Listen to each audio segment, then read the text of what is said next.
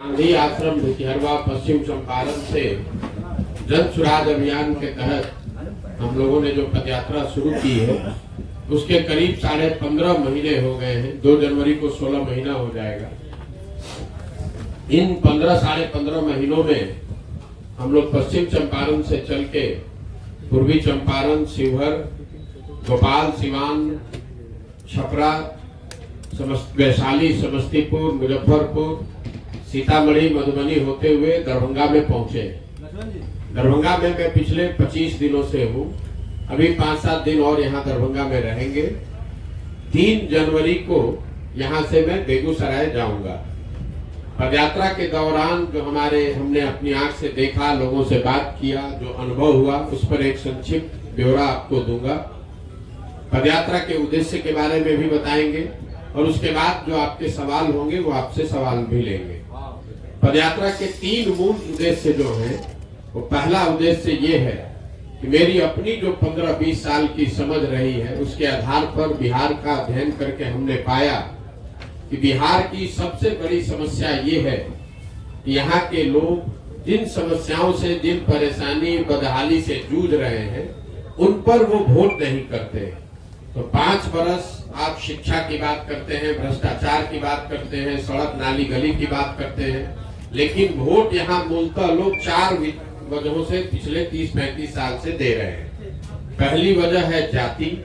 लोग जाति के आधार पर बड़ी संख्या में वोट करते हैं, लेकिन ये भी सच्चाई नहीं है कि बिहार में हर आदमी जाति पर ही वोट कर रहा है। क्योंकि अगर बिहार में हर व्यक्ति जाति पर ही वोट करता तो माननीय मोदी जी को तो कोई वोट ही नहीं मिलता, या जो मुसलमान समाज के लोग लालू जी को वोट करते हैं वो भी जाति पर वोट नहीं करते हैं। तो पहला एक बड़ा वर्ग जरूर है जो जाति पर वोट करता है, लेकिन एक बहुत बड़ा दूसरा वर्ग है जो जाति के बजाय धर्म के आधार पर या राष्ट्रवाद के नाम पर भाजपा को वोट करता है। तीसरा एक बहुत बड़ा वर्ग है जो लालू जी के डर से भाजपा को वोट करता है। और चौथा जो मुसलमानों का एक तबका है जो भाजपा के डर से लालू जी को वोट करता है। तो अगर आप बिहार के वोटिंग पैटर्न को देखेंगे तो इन्हीं 4 वजहों से करीब 2/3 से ज्यादा लोग वोट करते हैं। जाति के नाम पर, धर्म के नाम पर, या लालू जी के डर से भाजपा को, भाजपा के डर से लालू जी को। तो लोगों को जाकर, पदयात्रा का जो पहला उद्देश्य इसी से जुड़ा हुआ है कि लोगों को जाकर ये बताया जाए कि अगर आपको अपनी जिंदगी, अपने बच्चों की जिंदगी सुधारनी है तो आपको कहीं न कहीं अपने बच्चों के लिए, अपने बच्चों के भविष्य के लिए वोट करना होगा। दूसरा पदयात्रा का उद्देश्य ये है कि बिहार में लोग बताते हैं कि हमारे पास विकल्प नहीं है। तो विकल्प के अभाव में गलत दल और नेता को वोट न करना पड़े, इसलिए एक नया दल और नया विकल्प बनाया जाए। फर्क सिर्फ इतना है कि वो दल प्रशांत किशोर या कोई व्यक्ति, कोई परिवार, कोई जाति विशेष न बनाए, उसको बिहार के सारे लोग मिलकर बनाए। पदयात्रा से पहले मैंने बिहार में एक अध्ययन कराया, सर्वे कराया, तो उसमें पता चला कि 50% से ज्यादा, आधे से ज्यादा बिहार के लोग ऐसा मानते हैं कि बिहार में एक नए दल और एक नए विकल्प की जरूरत है। इसका मतलब ये जरूरी नहीं है कि हर आदमी जनसुराज चाहता है या प्रशांत किशोर को चाहता है, लेकिन आधे से ज्यादा बिहार के लोग ऐसा मानते हैं कि बिहार में एक नए दल और विकल्प की जरूरत है, तभी बिहार में सुधार हो सकता है। तो पदयात्रा का दूसरा उद्देश्य है कि बिहार में लोगों की मदद से एक नया दल और विकल्प बनाया जाए, ताकि यहाँ के मतदाताओं को मजबूरी में किसी गलत दल और नेता को वोट न करना पड़े।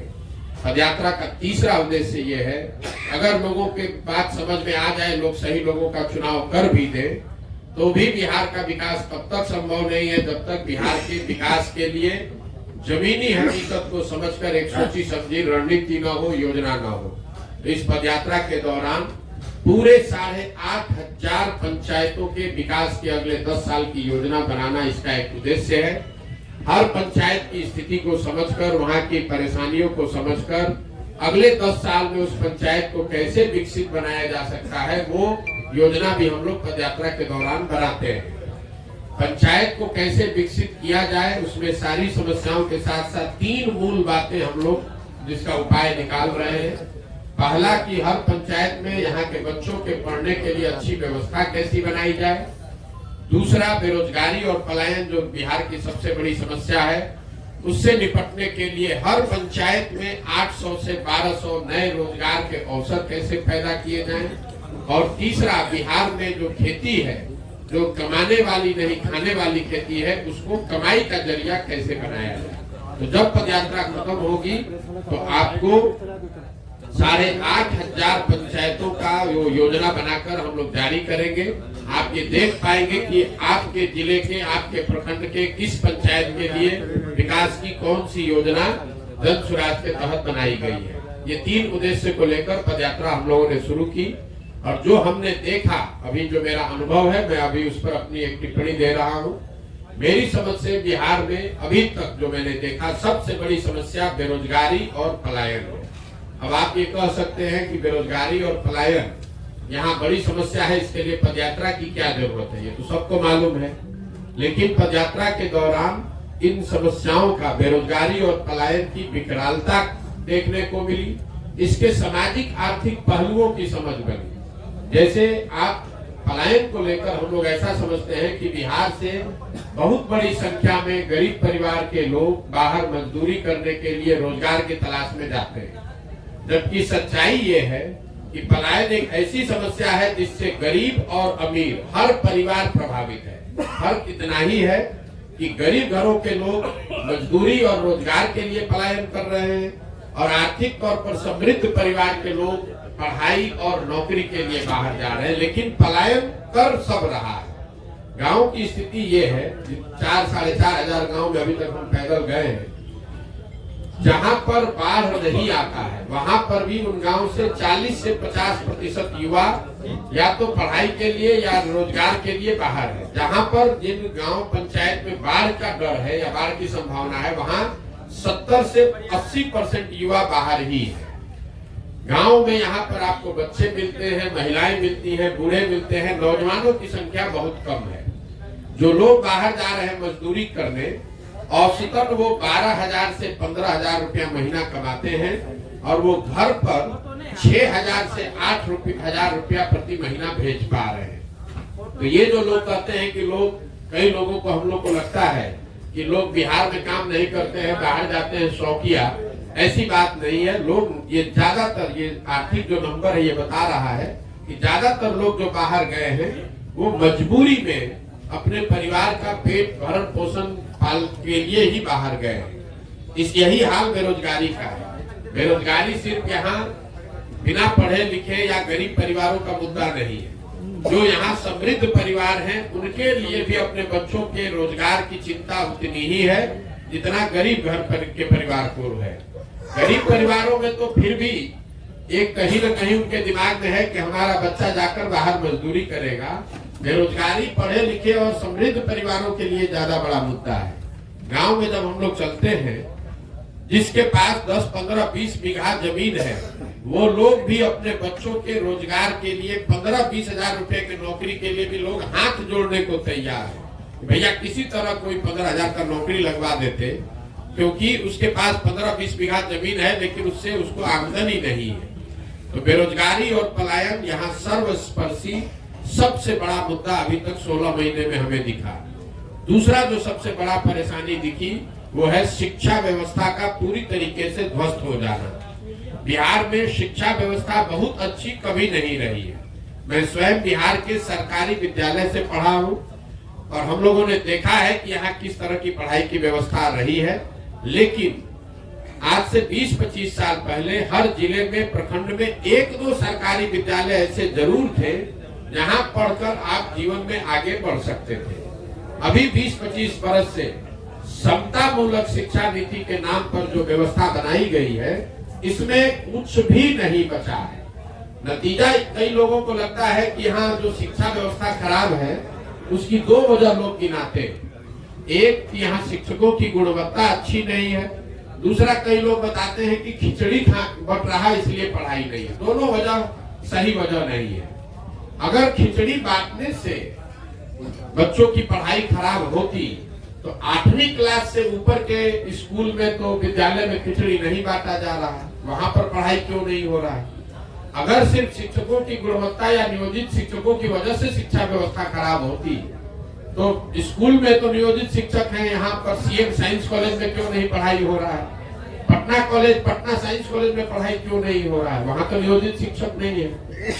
इसलिए अगर आप शिक्षा व्यवस्था की स्थिति को समझना चाहते हैं तो उसको गहराई से समझिए। बिहार में शिक्षा व्यवस्था के खराब होने की जो मूल वजह है वो है समाज और सरकार दोनों की नजर में शिक्षा पर जो प्राथमिकता शिक्षा को लेकर होनी चाहिए वो है ही नहीं। सिर्फ सरकार ही दोषी नहीं है, यहाँ रहने वाले लोगों की नजर भी ऐसी हो गई है, उनकी समझ भी ऐसी हो गई है कि पढ़ लिख कर होगा क्या, पढ़ाई लिखाई करने के बाद भी नौकरी नहीं मिलना है तो चलिए मजदूरी ही कर लीजिए, सरकार की तो प्राथमिकता में है नहीं। हुआ यह है कि समता मूलक शिक्षा नीति बनाने के नाम पर पूरे बिहार में विद्यालयों के भवन बना दिए गए। नतीजा ये हुआ कि जहाँ भवन है वहाँ शिक्षक नहीं है, जहाँ शिक्षक है वहाँ भवन नहीं है, जहाँ दोनों है वहाँ बच्चे नहीं है, जहाँ तीनों है वहाँ पढ़ाई नहीं है। जहाँ पूरी तरीके से पूरी जो शिक्षा व्यवस्था है सरकार के लिए भी और समाज के लिए, मैं बार बार इस बात को दोहरा रहा हूँ, सिर्फ सरकार के लिए नहीं, लोगों के लिए भी यहाँ की जो शिक्षा व्यवस्था है, विद्यालय जो है वो खिचड़ी, पोशाक और पैसा बांटने का सेंटर है और जो कॉलेज है वो डिग्री बांटने का सेंटर है। न सरकार पढ़ाना चाहती है न समाज में जो लोग हैं वो पढ़ना चाहते हैं। यही वजह है कि बिहार में शिक्षा व्यवस्था पूरी तरीके से ध्वस्त है। तीसरी जो सबसे बड़ी समस्या है वो है खेती किसानी से जुड़े हुए जो लोग हैं उनकी परेशानी। 15-16 महीने में जो गांव में हम लोग सुन रहे हैं कि भैया पहले जो बिहार में खेती किसानी लोग करते थे, 2-4-5 वर्ष आप खेती कीजिएगा, कुछ पैसा बचाइएगा तो आप शायद 1-2 कट्ठा जमीन खरीदते थे। आज किसानों की स्थिति बिहार में ये है कि अगर आपके घर में कोई नौकरी नहीं करता है, बिजनेस व्यापार नहीं है, सिर्फ खेती करने वाले लोग ऐसे हैं, अगर आपके घर में बेटी की ब्याह का शादी हो जाए, कोई बीमार पड़ जाए तो किसान को 1-2 कट्ठा जमीन बेचे बगैर उपाय नहीं है। इसकी मूल वजह जो हम लोग को अभी तक समझ में आई है, बिहार में किसानों की बदहाली की 3 कारण है। पहला, यहाँ भूमि सुधार का लागू न होना, ये आप अपने जानकारी के लिए रखिए। बिहार देश के बड़े राज्यों में शायद एकमात्र ऐसा राज्य है जहाँ आजादी के बाद भूमि सुधार को लेकर कोई प्रयास नहीं किया गया। नतीजा ये हुआ है कि करीब 1/3 जमीन का मालिकाना हक डिस्प्यूटेड है। लोगों को पता ही नहीं है कि वो जमीन का मालिक है कौन। पहले मालिक पेपर पर कोई और है, जमीन जोत कोई और रहा है और पूरा मामला जो है जो आप सुनते हैं, इसका एक उदाहरण की दाखिल खारिज में 10,000-12,000 रुपया घूस लगता है। उसकी वजह यह है कि बिहार में भूमि सुधार का काम आज तक नहीं किया गया। दूसरा किसानों की बदहाली का कारण है यहाँ पर सिंचाई जल प्रबंधन की व्यवस्था ठीक न होना। जब भी हम लोग पानी की बात करते हैं तो दरभंगा भी जो जिला है यहाँ बाढ़ की बहुत बात होती है। बिहार में 50% कृषि योग्य जमीन बाढ़ से प्रभावित है, यहाँ बाढ़ आ सकती है। ये बात तो हम लोग जानते हैं, इसकी चर्चा भी खूब होती है, लेकिन बाकी का जो 50% जमीन है वहां पर ज्यादा समस्या है। जो बाकी का 50% जमीन है जहां बाढ़ नहीं आता है, उसमें आधी से ज्यादा जमीन ऐसी है जो कि सूखे से प्रभावित है या जल जमाव से प्रभावित है, या जो नेपाल से लगते हुए एरिया है वहां नदियों के कटाव का मामला भी बहुत बड़ा है। तो यहाँ पर कुल अगर 100 एकड़ जमीन है तो उसमें 25 एकड़ से कम जमीन ही ऐसी है जहां पर 2 फसल की खेती हो रही है। बिहार में जो खेती का इंटेंसिटी, एग्रीकल्चर इंटेंसिटी एक आंकड़ा होता है, आप में से ज्यादातर लोग नहीं जानते होंगे, वो बिहार में है 1.4। मतलब अगर 2 हो तो उसका मतलब है कि 1 एकड़ में 2 बार खेती होती है। बिहार में पूरे बिहार का कृषि एग्रीकल्चर इंटेंसिटी है 1.4, दरभंगा में कृषि इंटेंसिटी है 1.1। मतलब यहाँ जितनी जमीन है करीब 100% जमीन, करीब 90% जमीन ऐसी है जिसमें सिर्फ एक ही फसल होता है। ये आपकी जानकारी के लिए बता दें, क्योंकि कई बार सरकार कहती है कि यहाँ एक जमीन में 2 बार फसल होता है, 3 बार फसल होता है। दरभंगा में 90% कृषि योग्य जमीन में एक ही फसल होता है, चाहे वो बाढ़ की वजह से हो, सूखे की वजह से हो या जल जमाव की वजह से हो।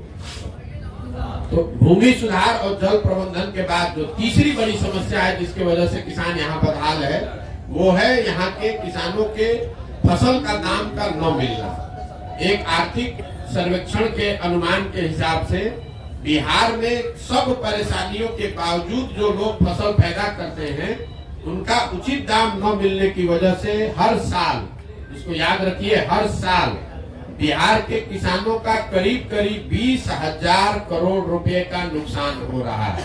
आप उदाहरण के तौर पर देख लीजिए, अभी धान का कटाई हुआ है, धान का आधिकारिक मूल्य है 21,500 रुपया। दरभंगा में, मधुबनी में जब मैं पैदल चला हूँ, ज्यादातर लोग बता रहे हैं कि वो धान बेचे हैं 1500, 1600, 1700 में।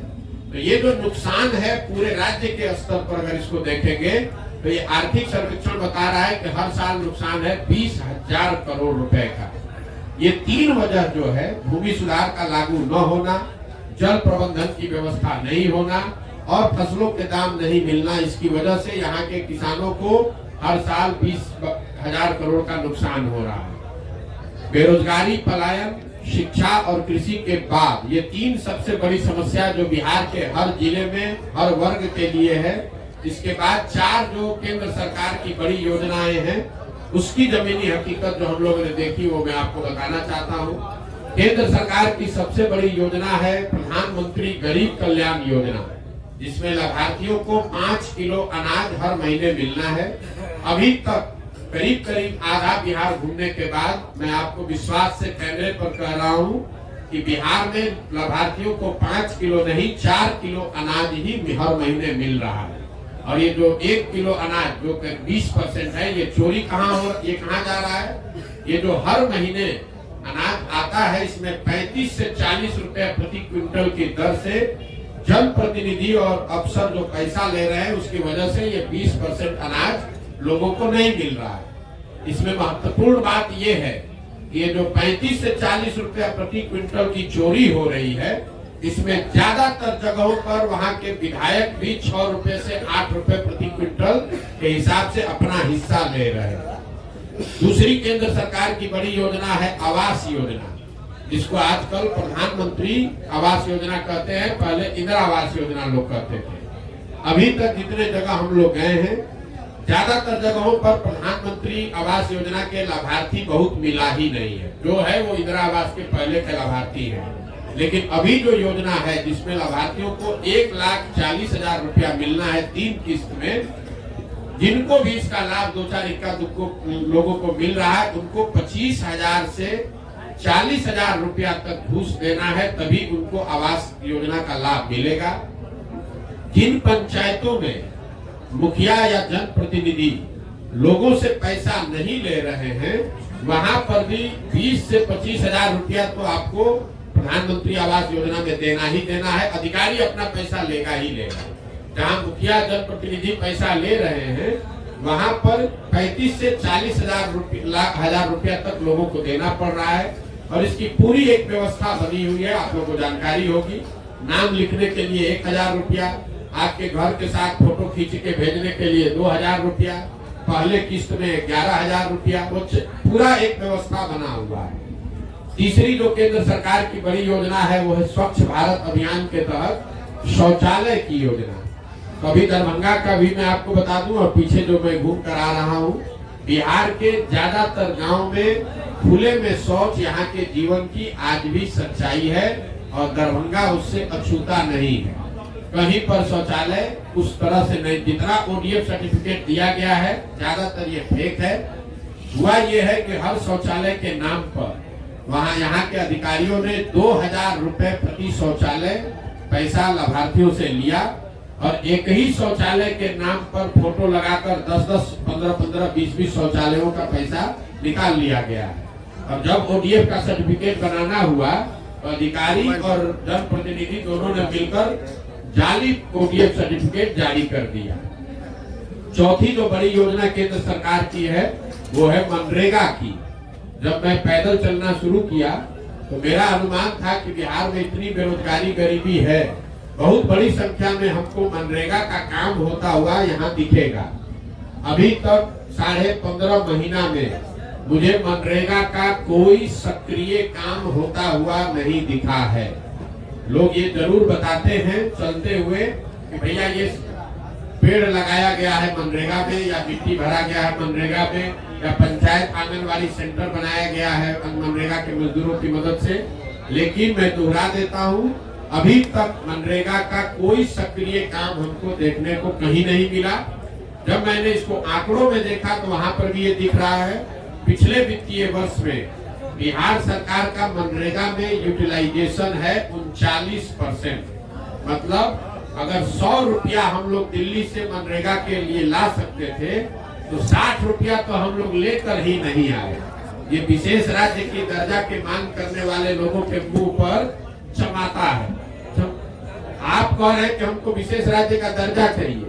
मनरेगा में जो 100 रुपया आप दिल्ली से ला सकते थे उसमें 60 रुपया तो आप लेकर ही नहीं आए, और जो 39-40 रुपया आया उसमें मनरेगा में पीसी का दर लोग बताते हैं 40 से 50%। मतलब जो 40 रुपया आया उसमें 25% भ्रष्टाचार की भेंट चढ़ गया। तो 100 रुपया में मिला जुला के 15-20 रुपया ही लोगों तक नीचे पहुंचा है। 4 केंद्र सरकार की योजनाओं के बाद 5 राज्य सरकार की जो बड़ी योजना है उसकी जमीनी हकीकत में बताना चाहता हूँ। 7 निश्चय के तहत एक बहुत बड़ी घोषणा 2015 में की गई थी यहाँ के बेरोजगार युवाओं के लिए, जिसमें 18 से 35 साल के हर बेरोजगार युवक को हर महीने 1000 रुपया मिलने की बात बताई गई थी। 2015 में यह अनुमान किया गया था कि करीब 12,000 करोड़ रुपया अगर हर साल खर्च किया जाए तो बिहार में रहने वाले हर युवक को, 18 से 35 साल के उस युवक को जिसके पास रोजगार नहीं है, कम से कम 1000 रुपया उसको हर महीना मिलने लगेगा, ताकि उसको मजबूरी में पलायन नहीं करना पड़े। आज तक इस योजना को शुरू ही नहीं किया गया। हमारे अभी तक 16 महीने में हमको इसका कोई लाभार्थी नहीं मिला। कोई पत्रकार बंधु ने इस पर कोई सवाल नहीं पूछा। दूसरी जो बड़ी योजना थी राज्य सरकार की वो है स्टूडेंट क्रेडिट कार्ड की। 2014-15 में बिहार में मैंने एक अध्ययन कराया था जिसमें पता चला कि 1/3 बिहार के परिवार, करीब 1.25 करोड़ परिवार ऐसे हैं जो अपने बच्चों को 12वीं के आगे आर्थिक स्थिति की वजह से नहीं पढ़ा सकते। इसलिए स्टूडेंट क्रेडिट कार्ड की योजना शुरू की गई थी कि अगर 12वीं के बाद बच्चे पढ़ना चाहते हैं तो सरकारी गारंटी पर उनको बैंक से पैसा मिलेगा। जब तक वो पढ़ाई पूरी करे, नौकरी हासिल करे, तब तक बैंक से वो पैसा मिलता रहे, ताकि लोग जब नौकरी मिल जाए उसके बाद उस पैसे को वापस कर सके। कुल 1,25,00,000 परिवार के बच्चों को इसका लाभ मिलना चाहिए था। बिहार सरकार का अपना आंकड़ा बता रहा है कि कुल जमा 9 लाख लोगों को इसका अभी तक लाभ मिला है, और इस योजना को भी धीरे धीरे ठंडे बस्ते में डाल दिया गया है। तीसरी बड़ी योजना जिसकी आप लोग खूब चर्चा करते हैं वो है नल जल योजना। 2015 में सिर्फ 3% बिहार के घरों में पानी की सुविधा, पेयजल की सुविधा नल या चापाकल से थी। सिर्फ 3% घरों में पानी की सुविधा थी। ये अनुमान किया गया कि अगर 25,000 करोड़ रुपया 5 वर्ष में खर्च किया जाए तो बिहार में करीब 100% घरों में नल से पानी पहुंचाया जाएगा। योजना शुरू हुई, सरकार ने पैसा खर्च भी किया, लेकिन तकनीकी और आर्थिक जो गलतियां उसमें हुई उसका नतीजा ये है कि सरकार का दावा है कि 2/3 से ज्यादा घरों में नल से पानी पहुंच गया है।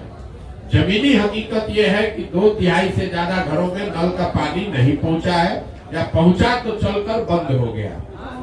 तीसरी जो यहाँ और एक जो बड़ी योजना थी, जो 7 निश्चय की सबसे बड़ी योजना थी, वो है नाली गली के पक्कीकरण की योजना। 2015 में यह अनुमान किया गया था कि अगर 5 वर्ष में 80,000 करोड़ रुपया, ये योजना है 80,000 करोड़ की, 80,000 करोड़ रुपया अगर खर्च किया जाए तो बिहार के हर घर से निकलने वाले नाली को का पक्कीकरण किया जाएगा। उस नाली को लाकर एक गांव में बड़े नाले से जोड़ा जाएगा, ताकि बड़े नाले के जरिए गांव के पानी को बाहर निकाला जा सके। अभी तक किसी भी घर के नाली के पक्कीकरण की बात मुझे दिखी नहीं है। गांव में सड़क के किनारे बड़े बेतरतीब तरीके से बनाए हुए नाले जरूर दिखते हैं, जो दिखाता है कि योजना के नाम पर पैसा तो निकाला गया, लेकिन ये नालों को ना घरों के नालियों से जोड़ा गया, न इन नालों से पानी बाहर निकालने की व्यवस्था की गई। नतीजा ये हुआ है कि ज्यादातर ये नाले कूड़ेदान में परिवर्तित हो गए हैं। उस पर लोग भैंस बांध रहे हैं, गोबर पात रहे हैं, उससे पानी नहीं निकल रहा है। ये 4 जो बड़ी योजना है राज्य सरकार की, इसके अलावा 3 क्षेत्र जहां लोगों को रोजगार काम धंधा मिल रहा है। ये जो मुझे दिखा यहाँ पर, शराब का अवैध कारोबार, बालू का अवैध कारोबार, और जो अनाज को पैसे में कन्वर्ट करने का एक नया माफिया बिहार में शुरू हो गया है, जिसकी चर्चा अभी कम हो रही है, लेकिन ये प्रधानमंत्री गरीब कल्याण योजना में जो 1 किलो अनाज कम मिल रहा है, इसको पैसे में कन्वर्ट करके फिर उसी अनाज को वापस लाने के लिए भी हर जिले में एक माफिया हो गया है। हर गांव में हम लोग ये देख रहे हैं 5 से 10 बच्चे अवैध शराब के कारोबार से जुड़े हुए हैं।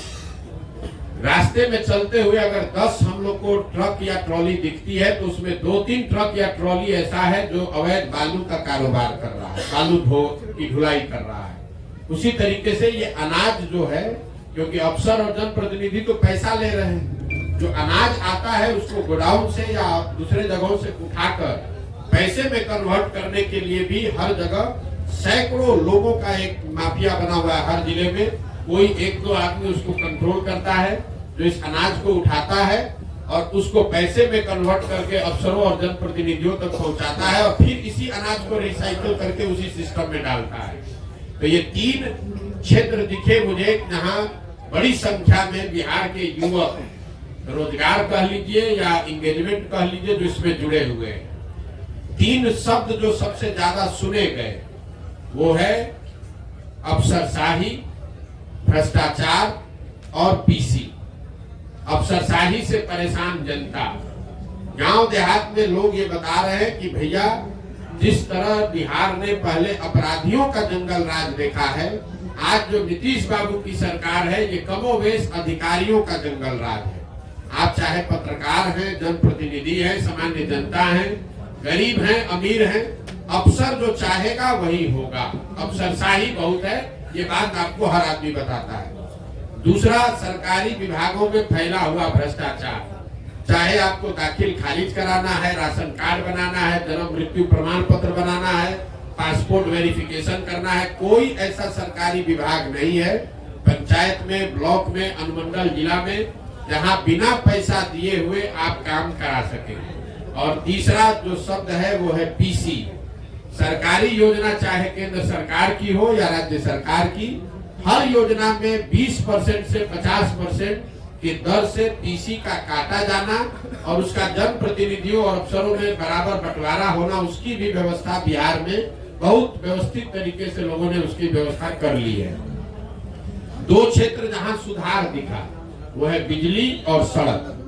निश्चित तौर पर बिहार में बिजली हर गांव में, हर टोले में पहुंच गई है, इसमें कहीं कोई दो मत नहीं है। जहां पर भी हम लोग गए वहां ये दिखा, लोग बता रहे हैं कि घर घर बिजली आ गई है। लेकिन बिजली को लेकर जो लोगों की समस्या है वो है कि बिजली के लोगों की नजर में बिजली का जो बिल आ रहा है वो गलत आ रहा है या बहुत ज्यादा आ रहा है। लोग रास्ते में बताते हैं कि भैया 5,000 का बिल आ गया, 10,000 का, कई लोग 50-60 हजार, 1 लाख 1.5 लाख का भी बिल दिखा रहे हैं। एक बार बिल अगर आपका गलत आ गया तो जो लोग बता रहे हैं कि या तो आप लोग अदालत का चक्कर लगाइए या DCLR का ऑफिस घूमते रहिए, आपका कनेक्शन कट जाएगा, फिर कोई उपाय नहीं है।